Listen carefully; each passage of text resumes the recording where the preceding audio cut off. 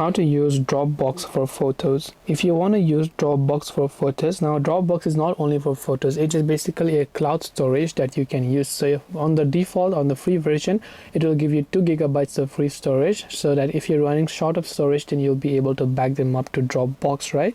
So whenever you open this up right here, you can see this little plus button, or you can also go to the file section to upload all the photos that you have, or you can go to the photo section, tap on the plus icon, select upload photos or videos, select all the photos or videos that you want to back up to Dropbox, and just after you've done that, you'll be able to add them to your Dropbox account and they'll be able to back up, right? So after you back them up to Dropbox, what happens here is that you can actually delete them from your gallery, because you can still download them whenever you want from the Dropbox application or from the platform, once you make sure that you have got enough backed up data already over there. So I hope that this video helped you. If you have got any further questions, feel free to also leave them down in the comment section.